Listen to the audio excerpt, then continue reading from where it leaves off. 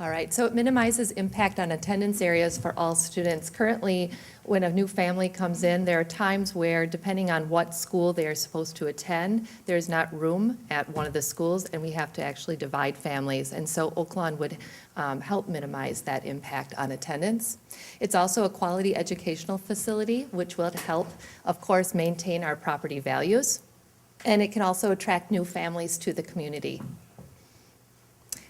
As we know, the city has been doing a lot of work with revitalizing downtown and planting trees and doing fabulous things. And this is just another way that we have a commitment to the revitalization of Oshkosh.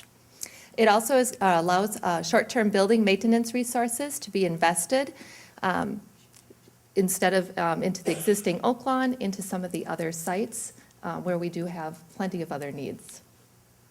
And of course, it would promote equity and stability in the school system. And it would be consistent with the community's desire for neighborhood schools. All right, so let's take a look at the building infrastructure challenges. Back in 1951, Oaklawn was actually constructed as a short-term solution, but here it is yet today. As you know, you've heard some things about some troubles with the roofing, the siding, and the windows, and it would require a significant investment to repair those things. The boiler is 60 years old and inefficient to operate and has lived well beyond its useful life. And currently, Oaklawn, in order to repair the building, it would cost between $5 and $6 million. And even with that, it wouldn't solve any of the capacity challenges that we are having today. You'll see the photo of some students in the library. It's a very small library, and they share it with a computer lab, and so there's some inequities with that. There's also some space constraints with our special education population, and we cannot offer all the services that we need to provide in our buildings. As far as working with students, one-on-one or small group, we do not have any rooms at Oaklawn in order to provide those things. So reading and math services have to be done in the hallway. Storage is at a premium. The gym is being used for storage. All right, and there's no space to store music equipment, and there's no private areas for parent meetings and IEPs. This picture here is actually the staff bathroom, and you can see it's also where we store paper and the Pepsi machine. And in order to use the restroom, you actually have to lock both doors on each side in order to do that. This is a photo of the art and music room, and you can see the difficulties with the storage area. All right, so the solution.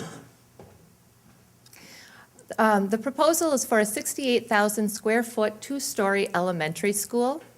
You often might hear the word three-track school. That means that there are 3 classrooms per grade level, and that's for kindergarten through 5th grade. One of the nice things would be with a new school, we can look out for the safety and security, making sure that as families come in, that there is, they first go to the office so that they can be checked in properly.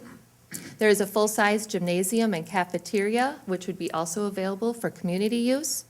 And there's a dedicated space for a full range of special education services. You often hear about parents who complain about parking or trying to get their kids to school. What this does is allows for solutions for some of that. There's some off-street parking, there's a separate bus and parent drop-off area, and there's also a really nice playground and grass area, and an area that could also be used for a soccer field.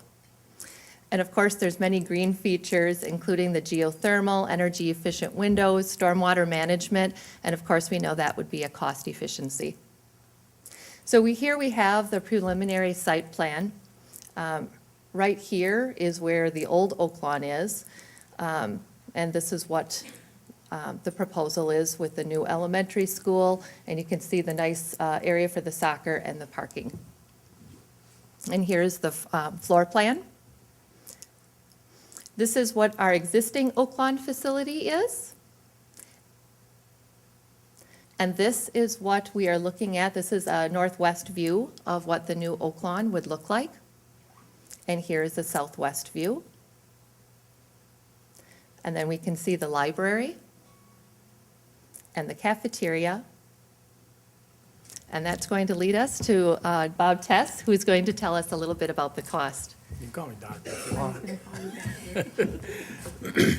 I'm going to say a few words about the cost of the Oaklawn project, but before I do that, I would like to maybe answer a question that's on a lot of people's minds. This question comes up all the time, especially in light of what we did at the board level last night. We reduced $3.4 million out of our budget, and the question comes up, how can we cut $3.4 million out of our budget and at the same time be building a $13 million school?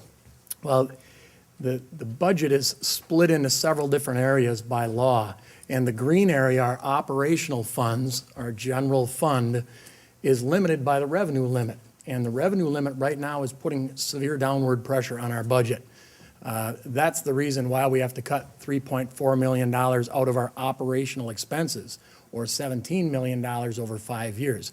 It really has nothing to do with, other than affordability, it has nothing to do with the capital improvement portion of our budget, which is money that we spend on building projects that are passed through referenda.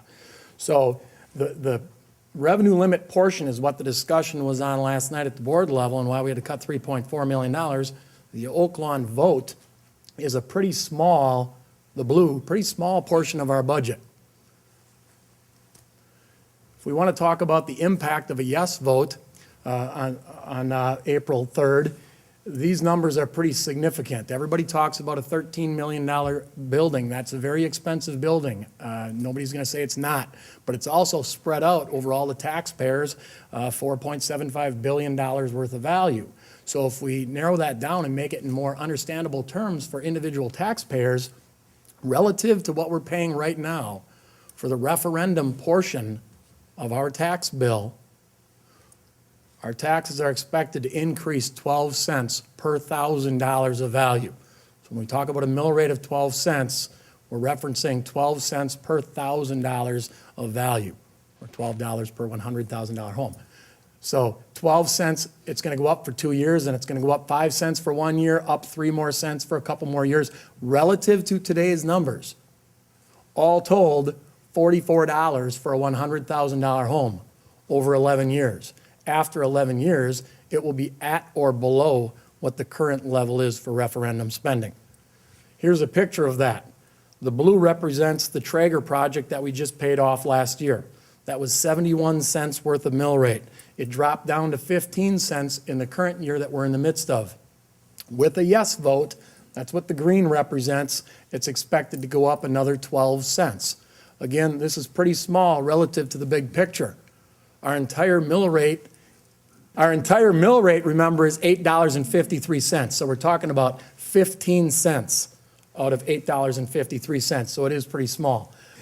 This represents the equalized value per member, the value of the property in the Oshkosh Area School District relative to other districts our size. And you can see it's relatively the same exact value. We are every bit as property wealthy as the other districts our size in the state of Wisconsin. They're listed down here. The next slide talks about how much we spend per student in Oshkosh. And we spend consistently less than other school districts our size, or also the state average. We consistently spend less than everybody else per student.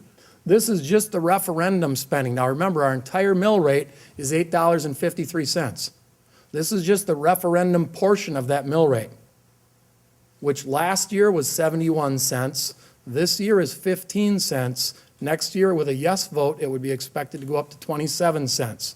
And relative to other schools our size, we spend quite a bit less on building new buildings. Now, the way this works, everybody shares in building buildings for each other in Wisconsin through your state income tax and your state sales tax, and then it comes back to us in the form of equalized aid. If we're not passing our own referendum, there are other districts in the state that are passing referenda, and we are paying for that through our state tax dollars. And we're doing it in most other cases to a larger degree than we are here. Our entire mill rate comparison, this is a credit to the boards in the past. They've done a nice job of keeping taxes in check. Taxes in Oshkosh are relatively lower than everybody else. As a matter of fact, on the average, about $1.59 per $1,000 of assessed value. lower than our comparable schools. If we were to be able to tax that entire amount, that'd be $7.5 million more that we would have to spend every year. Now, we can't just snap our fingers and do that. We would have to exceed the revenue limit, which is an entirely different issue. Why now? The opportunity is now for several different reasons. There's an open enrollment trend in our district that's a little bit disturbing. This is the open enrollment out versus open enrollment in. And if we could reverse that trend, right now it's at about negative 100. That means 100 more students are leaving our district through open enrollment than students coming into our district. And each one of those students through open enrollment takes about $6,900 with them. So that's $690,000 of revenue that we're missing out on.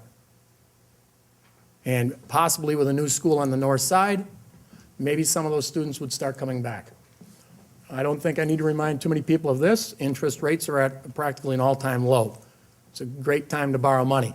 The next slide, it's also a great time to build new buildings. Building costs are relatively low compared to historical levels. I'm going to turn it over to Shelley Musa. She's going to talk about the alternative, what a no vote would mean. I don't think so. Okay, so a little different than in 2009 when we went out for the Oaklawn referendum. We didn't have an alternative to the what if the referendum did not pass. The school board did put in place an alternative in the event that the Oaklawn referendum does not pass. And in that alternative, Oaklawn School closes, and we use a consultant to redistrict the entire district. Jefferson Elementary School would become a Northside school to house Northside elementary students. We would reconfigure the grade configuration on the north and the west side in grades K through 8. There would be some additional transportation costs, and there would be no room for growth. So to kind of go through this a little bit more in depth, on the north side, the elementary schools would remain a K-5, and they would be E. Cook, Jefferson, Merrill, Reed, Washington, and Webster. And on the west side, the elementary schools would be a K-4 school. That would be Carl Traeger, Franklin, Jacob Shapiro, Lakeside, Oakwood, Roosevelt, and Smith. The middle schools on the north side would remain 6-8, and they would be the same middle schools you currently have, which are Webster and Merrill. And on the west side, they would become 5-8 schools. That would be Traeger, Tipler, and South Park. And the two high schools would remain 9-12 comprehensive high schools. To show you kind of what this looks like and why Jefferson needs to become a Northside school and the redistricting of the students, if we close Oaklawn, 263 kids need to go to the next nearest schools to them. So that would be Emmeline Cook and Merrill. In doing that, some of Emmeline Cook's students and Merrill students will be displaced. So Emmeline Cook students would go to Webster, and Merrill students would go to Reed. Some Webster students would then be displaced to Washington, while Reed students would be displaced to Jefferson, which is a Northside school right now, as would Washington students. On the west side, because Jefferson's students who currently occupy Jefferson, now we're taking those students and moving them out of Jefferson. Jefferson students would be displaced to Smith School. Some of Smith's students would be displaced to Shapiro to Franklin. Carl Traeger, some students would be displaced to Oakwood. We have Traeger going to Franklin and Shapiro, and we have Oakwood going to Roosevelt. And the reason for the displacement really at Traeger is because Green Meadow is currently closed and housed right now. The 4th and 5th graders are housed at Tipler. We would need that space for the 5-8 schools. So the former Green Meadow attendance area would go between Carl Traeger and Lakeside. At that point, we are done with our presentation and we'll turn it over to the parent group.